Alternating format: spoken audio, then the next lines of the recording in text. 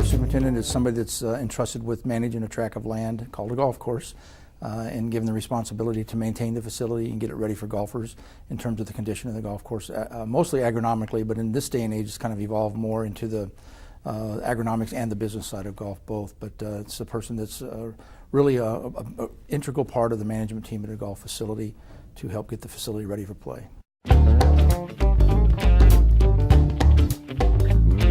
Sure. GCSAA is our organization, a professional organization for golf course superintendents for the men and women who manage golf courses, and we have about 20,000 members in approximately 72 different countries worldwide. And our responsibility as an association is to provide education and resources and networking opportunities for our members to allow them to do their jobs better. The Environmental Institute for Golf is our philanthropic arm, which raises money for environmental education research and things like that to advance the compatibility with golf and the environment.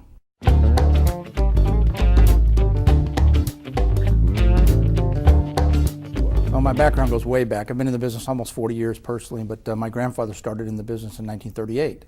And at one time there were 7 or 8 of us in the business that were golf course superintendents, so it's definitely in the blood in our family. So, but I started as just like everybody does. At early age, I started working on golf courses and maintaining the courses and doing all the maintenance levels from the ground up all the way through to becoming an assistant superintendent at one point.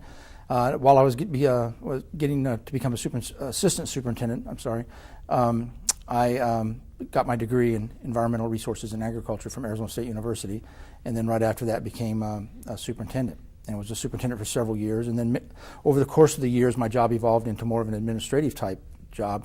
So I was managing not only the golf course and the agronomic side of it, but I was also in charge of the food and beverage operation and managed the contract for the golf professional and those types of things. So I was more of a general manager type position, and that evolved into my position at Torrey Pines Golf Course, where I was the golf operations manager and had the opportunity to put on the U.S. Open in 2008. And then all that time, during that whole time, I decided that I needed a little bit more business acumen and business background, so I went back and got my master's degree in business administration. So all of that led to me becoming CEO. After all of that, for 35 years or so in the business, led to me becoming the CEO in June of 2008. You know, I love it. It's a great position. There's no doubt about it. Now, we did have some challenges in 2009. With the economy, and so those are things that was the toughest thing to deal with. And I can honestly say, in my 40 years in the golf business, 2009 was one of the toughest years that we've had, that I've had personally, just dealing with all the issues we dealt with related to the budgets and things like that.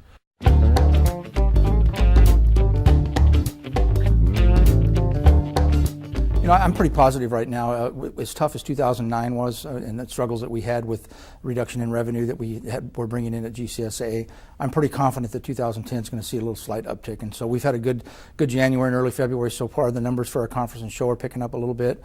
And so I'm pretty positive, have a very positive outlook on our on GCSAA and what's going to happen to our members. Now, it's going to take a time to do that, and generally because the golf economy recovers generally a while after the general economy recovers, so because it is a discretionary sport that people are using discretionary income to play, and so it takes a while for it to recover as well. But you know, again, we had a tough year, but we've kind of reset the button at GCSAA and got our staff where we need to have it right now, and we're very excited about a very positive 2010.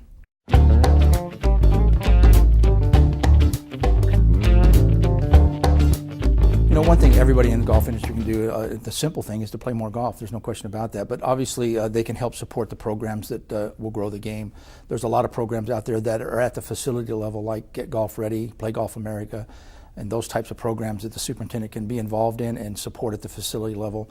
And you know, all of us in the industry need to play a little more golf. There's no doubt about that. We seem to get busy, tied up with our jobs, but I think it's probably good advice to get out there and lead by example and play a little bit more ourselves. But superintendents, I think for them to get out and play the course and to get involved in it and really understand what the golfer's perspective is and what they're seeing out there is very, very important for them to play golf. So I think it's supporting these programs and actually playing themselves are the two keys.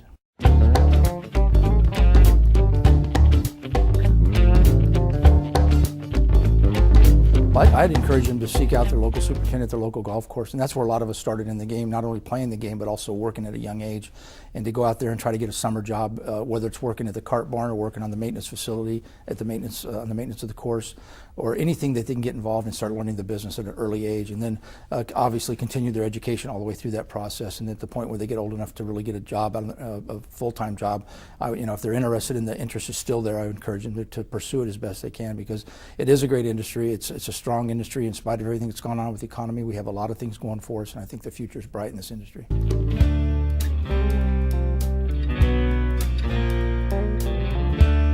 Well, I would encourage the average golfer to go out and actually seek out the superintendent at some point, or if they see him on the golf course, go up and talk to him and interact with him and ask him questions. That's the best way to do it.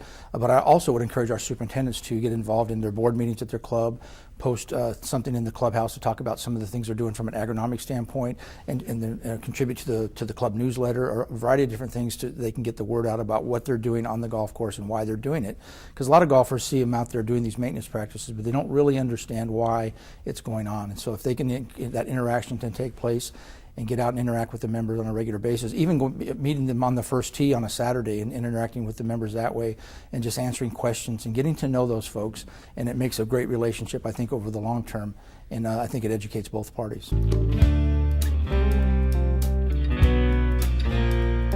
The single best thing, I think I experienced it today at Torrey Pines, being out on the golf course, actually in the open air, and I walked out on the 4th hole at Torrey Pines today and was out in the open, the fresh air blowing off the ocean there, and just working with Mother Nature, I think, is the biggest thing, and just being kind of outdoors and not stuck inside an office or a cubicle or whatever. So it's just I don't know, it's just the outdoor feeling and just dealing with Mother Nature and actually producing a product that the golfers are enjoying and all that. It's just a really good feeling. And I saw that today when I was out at Torrey Pines. I just saw the product that was produced there, and people going around. The place was packed with golfers, and it was exciting to see the reaction to the product that the superintendent produces.